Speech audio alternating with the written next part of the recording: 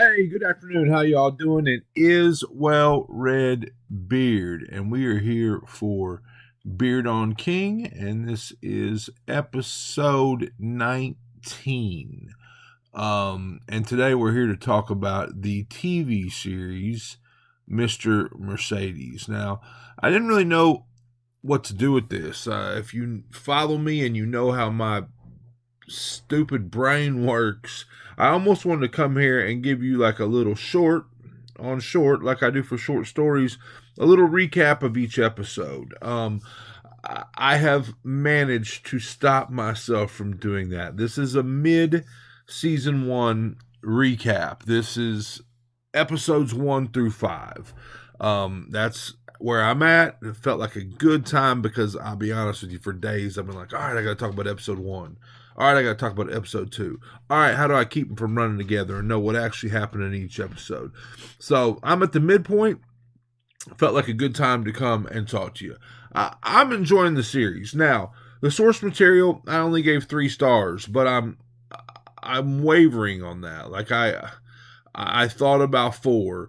I'm really enjoying the second book, Finders Keepers. I'm really enjoying the premise behind that one, but that's for another video. So the casting in this series is awesome. I mean, Brendan Gleeson as Detective Bill Hodges is phenomenal.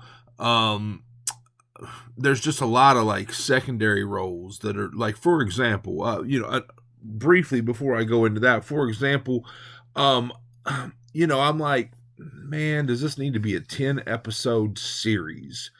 I feel that this book could have been a movie and it would have been fine. I mean, I tend to shy away from series. I mean, don't get me wrong, books like The Stand or whatever, they need that longer form. But I kind of felt like this should have just maybe been a trilogy of movies instead of a 3 season. I assume each season has 10 episodes. I may be wrong about that, but a 3 season series. But okay, so it's spread across 10 episodes. So there's extra stuff. There's stuff that didn't really exist in the book. And one of those things, unless I'm mistaken, I could be wrong, but the character of Ida Silver is she's played by Holland Taylor. She is Hodges' next door neighbor, and I like her. She's a really like cute and spunky older lady. And so I've got threads here. I keep going off on different threads, but we'll come back to Ida.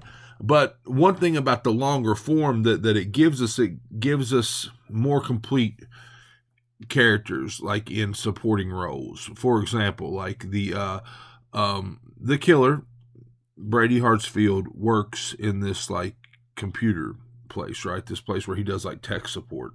And there are a couple characters there, Anthony Frobisher and Lou Linkletter, who to me were just secondary.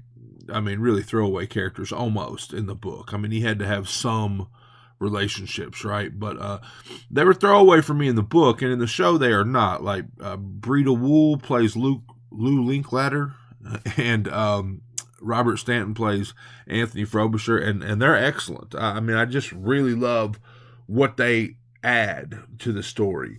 Okay, so we've talked about some cast stuff there, but the casting is great.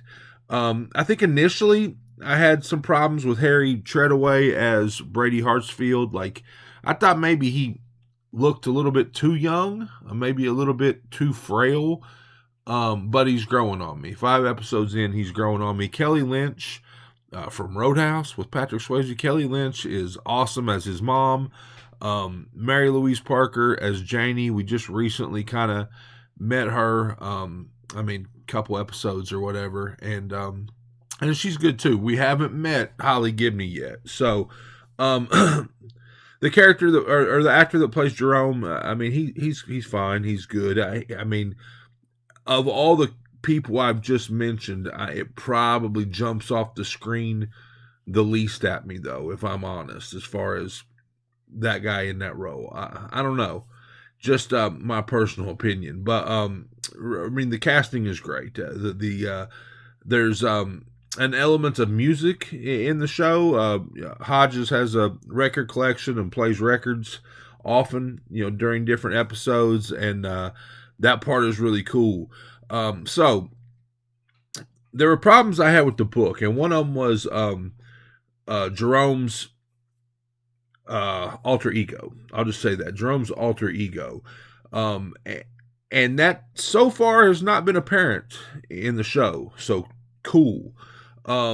The other part was that the killer, Brady Hartsfield, for me, I felt that the fact that he went on these racist, slur-filled tirades took away from his, I guess, ability to be like a criminal mastermind, right? Like, I don't know, the criminals, the serial killers, where there's no hatred involved, almost come off as creepier to me, as I don't want to say more realistic. I'm sure there are plenty of mass murderers that were racially motivated, but in this case, that part about the book, I just didn't like it, and that part also does not appear so far to be present in the show. Check.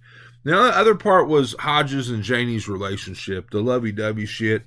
I don't know. I don't know exactly how much older Hodges is supposed to be than her in the story, but he is an aging, retired, alcoholic, overweight ex-cop, and she is an attractive younger woman, 50. I'm gonna assume 50s-ish, 50-ish. In both scenarios, she's played by Mary Louise Parker in the show. In both situations, that relationship felt off and forced for me.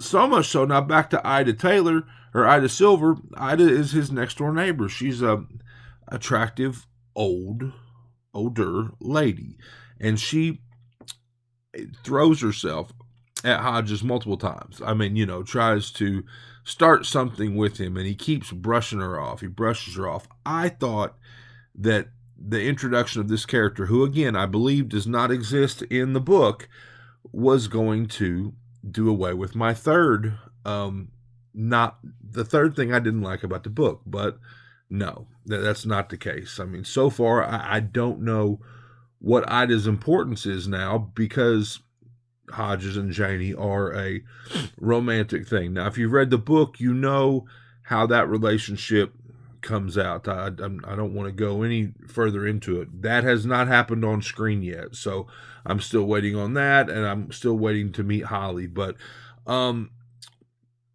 show is really good, though. Now, back to the racist stuff from Brady Hartsfield.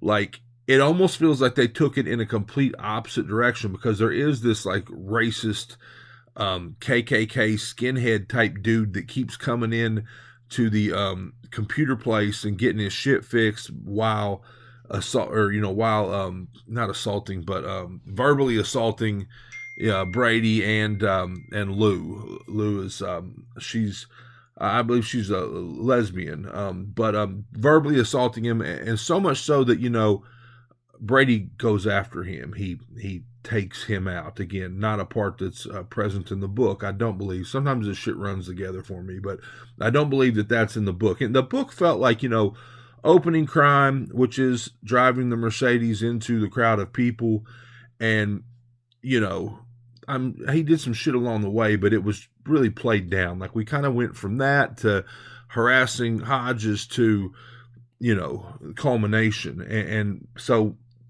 a sidebar in the show is that he goes after this dude who is a known racist. So it almost seems like not only is the racial stuff from Brady not present, it feels like they decided to take it another way. Now, I'm not exactly sure who the director is, but I do know that like Dennis Lehane is heavily involved, author of Gone Baby Gone, Mystic River, Shutter Island. So that's cool too. I know he wrote the teleplay for at least episode 4. I caught that.